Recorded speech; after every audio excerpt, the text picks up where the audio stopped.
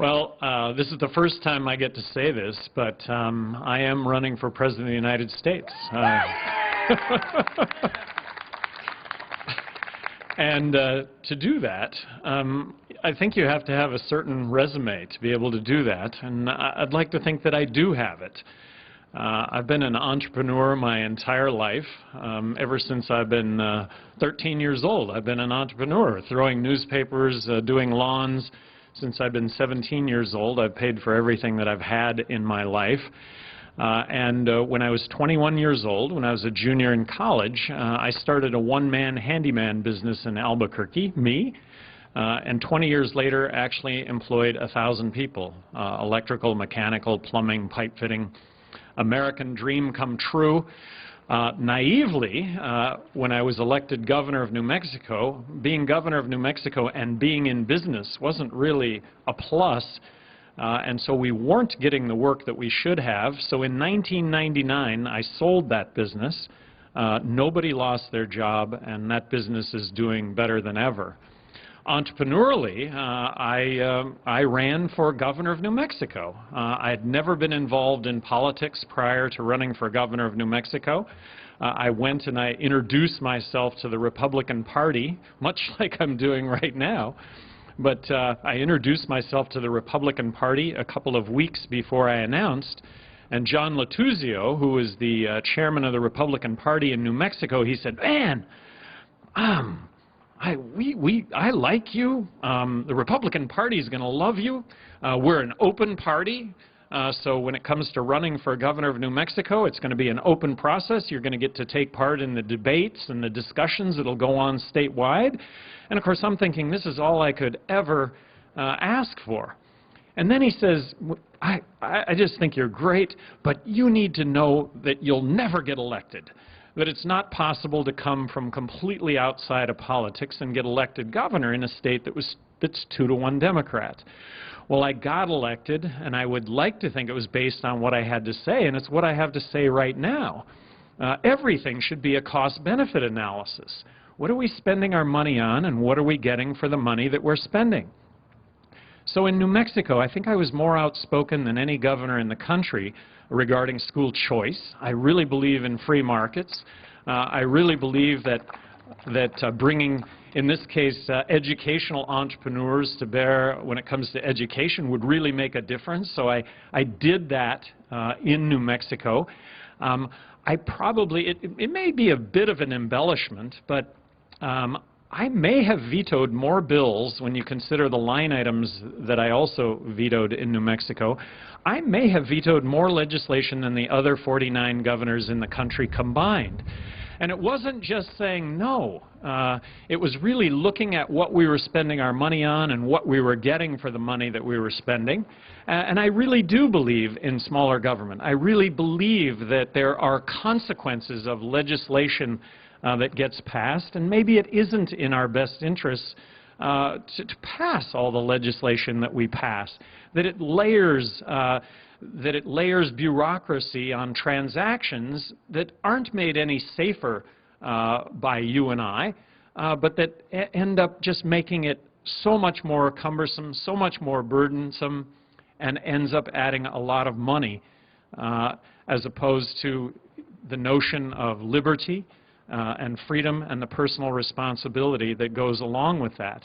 As governor of New Mexico, I think I raised a dialogue regarding the war on drugs.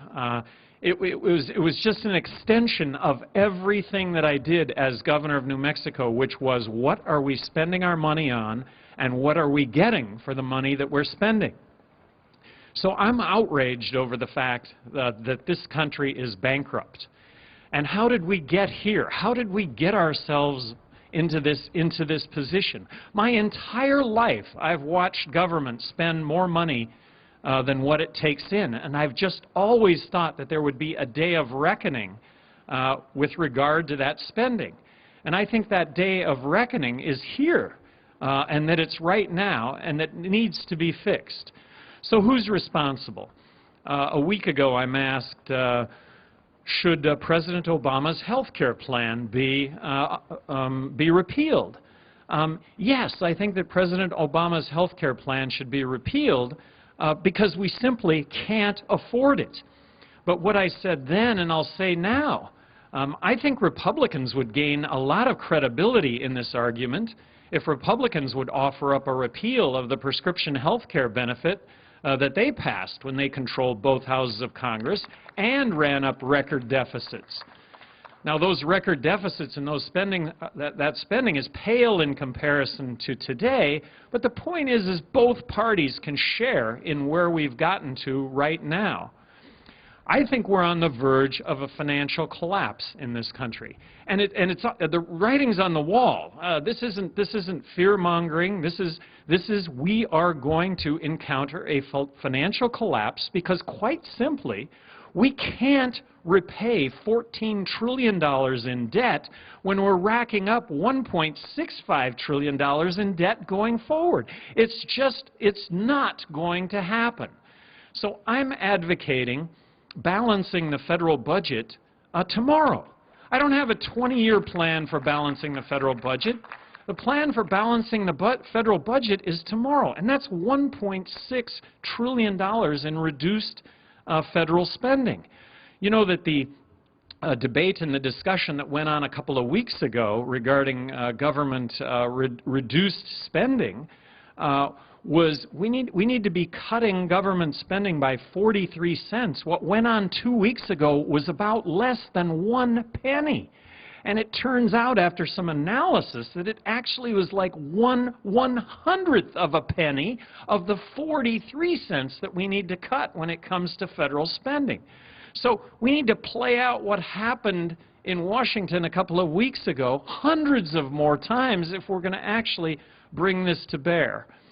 And when you talk about balancing the federal budget, I think it's important to start out by talking about Medicaid, Medicare, Social Security. It's not cutting Social Security, it's really making Social Security solvent. So it's reforming Social Security.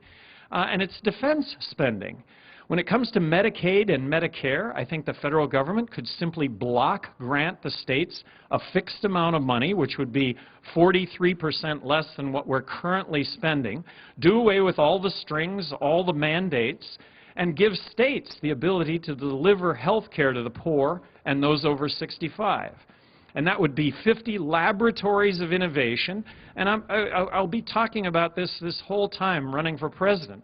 The notion that this is about 50 states. That constitutionally, this is the country that we have, our 50 laboratories of innovation, all out in this notion of best practices. Best practices get emulated. Of course, there's going to be failure. Failure gets avoided. But the notion that Washington knows best has us in the position that we're in right now, which is bankrupt. When it comes to Social Security is a problem that is pale in comparison to Medicare. Medicare is going to engulf the entire federal budget here in a very short amount of time if it's not brought under control. But Social Security, very simply, it's a system that needs to take in more money than what it pays out. So without raising taxes when it comes to Social Security, you could raise the retirement age, you could have a means testing, you could change the escalator that's built into Social Security from the wage index to the inflation index. That third item would, as I understand, in and of itself make Social Security solvent into the future. And then when it comes to defense spending, can we cut 43% of our defense budget and still maintain a strong national defense? I believe that we can and that we have an obligation to do that. We have an obligation to provide ourselves with a strong national defense. But I think a strong national defense is way different than what we're currently engaged in, which in my opinion is just nation building all across the world when we have our own nation to build. I would have been opposed to Iraq at the get-go. I thought we had the military surveillance capability to see Iraq roll out any weapons of mass destruction. If they would have done that, I felt like we could have gone in and militarily addressed that situation. I thought if we went into Iraq, we would find ourselves in a civil war to which there would be no end. Afghanistan, initially, I thought that was totally warranted. That's what we have a military for. We were attacked, we attacked back. We are at war with Osama bin Laden and al-Qaeda. And we should remain vigilant to the terrorist threat. But after being in Afghanistan for about 6 months, we'd effectively taken out al-Qaeda. That was 10 years ago. We're building roads, schools, bridges, highways, and hospitals in Iraq and Afghanistan, and we're borrowing 43 cents out of every dollar to do that. In my opinion, that is just crazy. I think that we should get out of Iraq and Afghanistan tomorrow. And for all the debate and the discussion that we will have over that issue, all of which will be warranted, I just suggest to you we will have that same debate and discussion 25 years from now, if that's when we finally decide to get out. And in the meantime, we're going to continue to spend more money in those locations. We're going to continue to spend money that we don't have, and worse yet, a whole lot more men and servicewomen are going to end up losing their lives. Libya.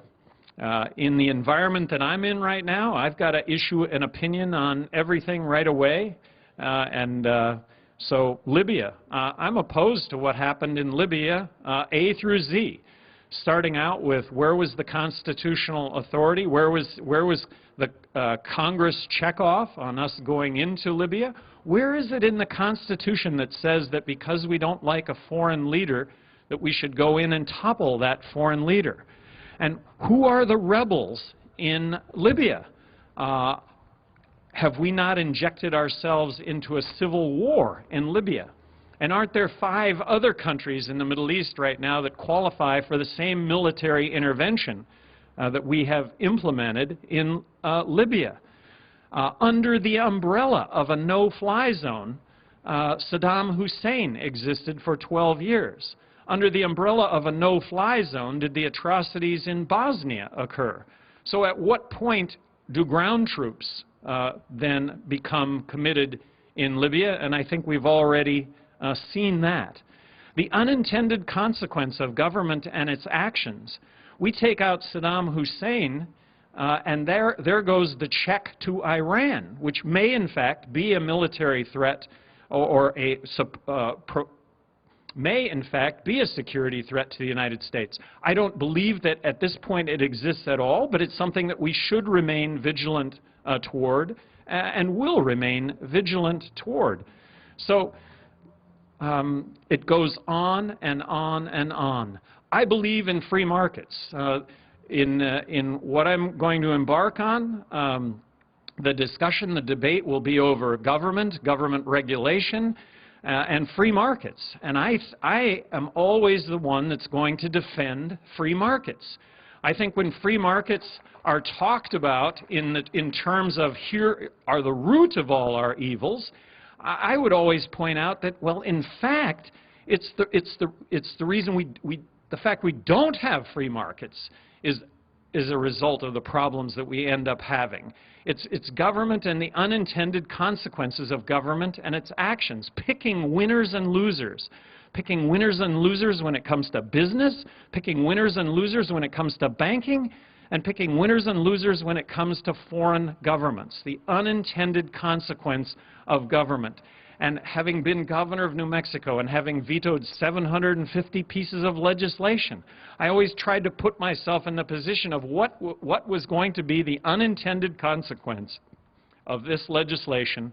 Was it going to make a difference in anyone's life in New Mexico, and weren't we going to end up just spending a whole lot more money when it came to these issues? So looking at health care in this country, believing in free markets, believing that the government could really provide solutions when it comes to health care by just eliminating impediments for health care entrepreneurs to enter into the health care space to deliver better products, better services at lower prices. And by the way, health care in this country is about as far removed from free market as it possibly could be. But always in this process, in this upcoming debate, in this upcoming discussion, which I relish, I'm going to be the one that's going to take on the defense of the free market system and how, if it were actually applied, it would make a difference. Immigration right now, I think, is a really hot-button issue. It's a debate. It's a discussion that should take place. I happen to think that immigration is really a good thing. I think that this country is based on immigration. I view immigration as a job creator, not a situation that takes away jobs. Right now, because of our convoluted immigration policies, kids from abroad are coming and getting educated in the United States, but because of our convoluted immigration policies, we're sending them back to their countries of origin, where ultimately they're going to employ tens of millions of Indians as opposed to tens of millions of Americans with businesses that would have started up, developed, and been nurtured here in this country.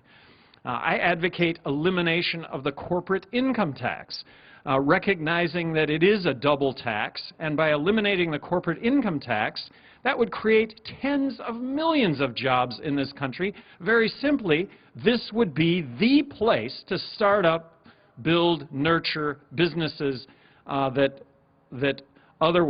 are currently taking place in other countries. This corporate income tax was something that started out as zero in this country. Get back to that, and that's where we'll really see some job creation. But immigration should be about work, not welfare. We have issues in this country regarding welfare. Are immigrants coming across the border and taking entry-level jobs from Americans? Absolutely not, because we as Americans, we can sit at home and collect a welfare check that's just a little bit less money or the same amount of money for doing nothing. So I think we should make it as easy as possible for immigrants that want to come into this country to get a work visa. I'm not talking about citizenship. I'm not talking about a green card, permanent non-resident status. I'm talking about a work visa, which would entail a background check and a Social Security card so that applicable taxes would get paid. Regarding the 11 million illegal immigrants that are here in this country right now, this is one of those unintended consequences of government. Government has made it impossible for individuals that want to come into this country and work to get a work permit, so they know that if they get across the border, even illegally, that they can get a job because they have dozens of friends and family that live in the United States, and if they can get across the border, even illegally, they'll get that same job. When Ronald Reagan set up an amnesty period in the 80s, he coupled that with putting the government in charge of quotas. Don't get the government involved in quotas. Make it easy to get a work visa. Let business determine whether or not there's a need for the labor. If there's not, immigrants will go back to their countries of origin. If there is jobs available, then we'll see those jobs filled. So there needs to be a grace period where the 11 million illegal immigrants that are here in this country right now can get a legal work visa. Legal work visa, background check, Social Security card, so that taxes would get paid. The notion of building a fence across 2,000 miles of border, the notion of putting the National Guard arm in arm across 2,000 miles of border, in my opinion, would be a whole lot of money spent with very little, if any, benefit whatsoever. And then, as I've said regarding drug policy, legalize marijuana. Legalize marijuana, and arguably 75% of the border violence with Mexico goes away, because that's the estimate of the drug cartel's activities that are engaged in the trade of marijuana. 28,000 deaths south of the border over the last 4 years.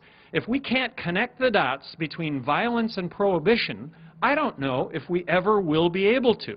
These are disputes that are being played out with guns rather than in the courts. Let's really take a new look at all of these issues, and that's now back to my announcement here. My announcement here that I am seeking the Republican nomination for President of the United States, and that I look forward to the debate and the discussion that will take place. And this is a great country. This is a terrific country. We went to the moon. We can solve these problems that we have right now, which first and foremost is our insolvency. But we need to do this. We need to do this now. I wouldn't be here right now if what I was saying was being said. It's not being said. And the idea here is to actually, what I'm posing here is to take part in a contest to be the spokesperson for the Republican Party. And if the Republican Party doesn't have options, then perhaps the Republican Party checks off a name that isn't all that representative of what Republicans might believe. I happen to think that I speak on behalf of the majority of Republicans, but that's a contest that I'm engaged in here right now, and I just look forward to the debate and the discussion that will follow. And if you haven't, if I didn't say it earlier, I had a Mr. Smith Goes to Washington experience as governor of New Mexico. I recognize that there are a lot of Mr. Smiths that go to Washington, but I was one of them. And I really felt like I made a difference, and I really feel like I could make a difference in this whole process. Thank you very much.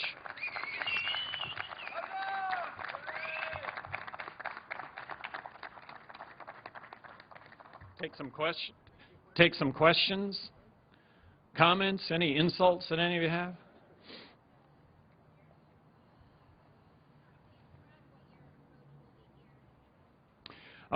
Describe my approach in New Hampshire. So I have been to about 34 states, I think, in the last 16 months. And one of the places that I really enjoy more than anywhere is New Hampshire, which is really good because New Hampshire is really key in this whole process for me. I have to do and want to do really well in New Hampshire. So I'm going to spend a lot of time in New Hampshire where you can go from obscurity to prominence overnight with a good showing in New Hampshire. So I'm going to go out on a limb here and say that I won't be outworked when it comes to being in New Hampshire and talking to people.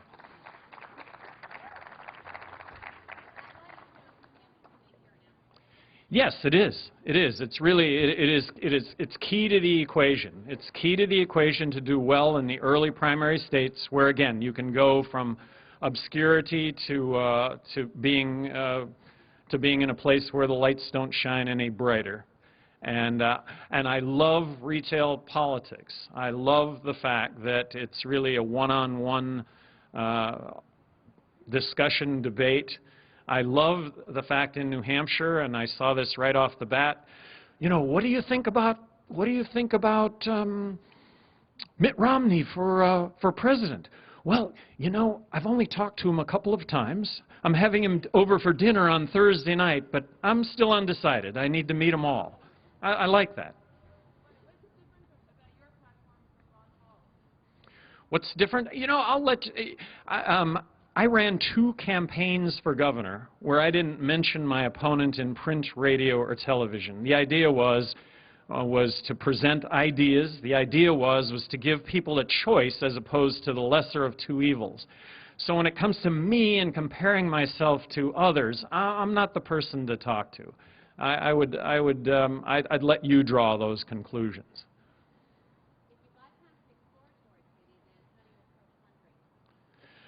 Bypass the exploratory committee? Well, first of all, I'm committed to doing this. So why do an exploratory committee if I'm committed to do this? So fundraising is obviously part of this. We intend to have a very aggressive online fundraising campaign that the website would have gone up, I think, just like 20 minutes ago. And it's Gary Johnson 2012.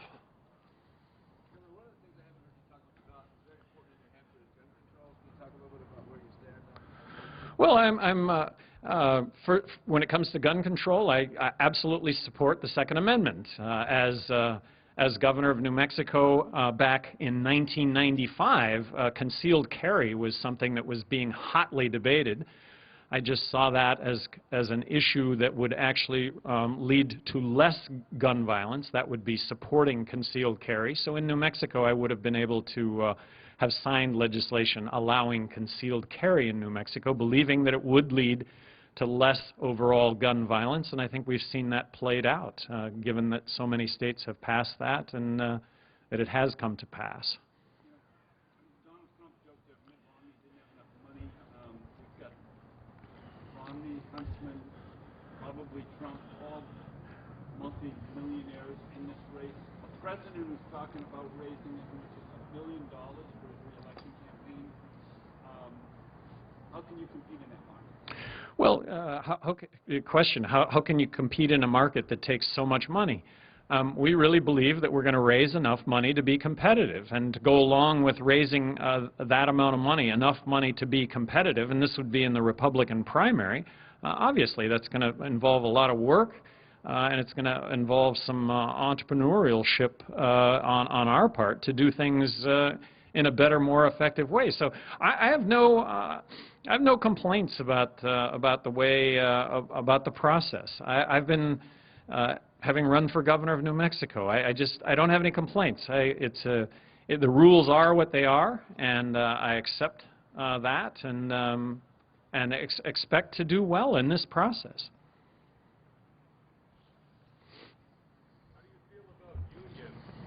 How do I feel about unions? You know, I just have one issue with unions, just one, and that is that that union has, let's just use two hypothetical members of the union, that of those two hypothetical members of the union, one is the worst worker that I've ever seen in my entire life. The other one is the best worker that I've ever seen in my entire life, or encountered, or been associated with. I can't reward the best, and I can't fire the worst. I have to accept them both as being equal, and I just don't think it works.